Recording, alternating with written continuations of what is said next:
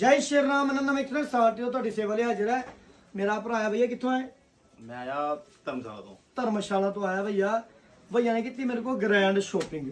ਠੀਕ ਹੈ, ਭਈਆ ਨੂੰ ਗਿਫਟ ਦਿੱਤਾ ਹੈ ਇੱਕ ਬੋਤਲ। ਭਈਆ ਕਹਿੰਦੇ ਇਹ ਲੈਣੀ, ਭਈਆ ਕਹਿੰਦੇ ਇਹ ਵੀ ਲੈਣਾ। ਟਿਫਨ ਕਿਹੜਾ ਭਈਆ ਦਿਖਾ ਦੇਣਾ ਮੈਨੂੰ। ਟਿਫਨ ਭਈਆ ਨੰਨਾ ਵੀਰ ਜਦੋਂ ਵੀ ਕਿਸੇ ਭੈਣ ਜਾਂ ਭਰਾ ਨੂੰ ਗਿਫਟ ਦਿੰਦਾ, ਗਿਫਟ ਹਮੇਸ਼ਾ ਬ੍ਰਾਂਡ ਦਾ ਹੀ ਗਿਫਟ ਹੁੰਦਾ ਭਈਆ, ਇਦਾਂ ਗਿਫਟ ਨਹੀਂ ਦਿੰਦਾ। ਦੇਖੋ ਗਿਫਟ ਦਿੱਤਾ ਭਈਆ ਨੇ।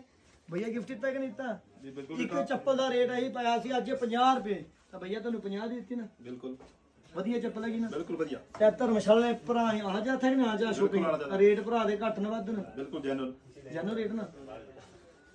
ਆਪਾਂ ਇਸੇ ਕਰਕੇ ਕਹਿੰਦੇ ਆ ਧਰਮਸ਼ਾਲਾ ਵਾਲੇ ਭਰਾਵਾਂ ਨੂੰ ਵੀ ਤੇ ਭੈਣਾਂ ਨੂੰ ਵੀ ਕਿ ਨੰਨੇ ਵੀਰ ਨੇ ਕਰਨੀ ਹੈ ਸੇਵਾ। 12 ਦੇ 12 ਮਹੀਨੇ ਭਰਾ ਇਦਾਂ ਹੀ ਸੇਵਾ ਕਰਦਾ ਰਹੇਗਾ। ਭਰਾ ਕੋ ਇੱਕ ਵਾਰ ਵਿਜ਼ਿਟ ਕਰੋ, ਨਾਲੇ ਭਰਾ ਦੇ ਪੇਜ ਨੂੰ ਵੱਧ ਤੋਂ ਵੱਧ ਫੋਲੋ ਕਰੋ ਤੇ ਦੱਬ ਕੇ ਸ਼ੇਅਰ ਕਰਿਆ ਕਰੋ, ਤਾਂ ਕਿ ਤੁਹਾਡਾ ਛੋਟਾ ਵੀਰ 365 ਦੇ 365 ਦਿਨ ਇਦਾਂ ਹੀ ਸੇਵਾ ਕਰਦਾ ਰਹੇ। ਜੈ ਸ਼੍ਰੀ ਰਾਮ। ਚਲੋ ਉਹ ਭਾਈ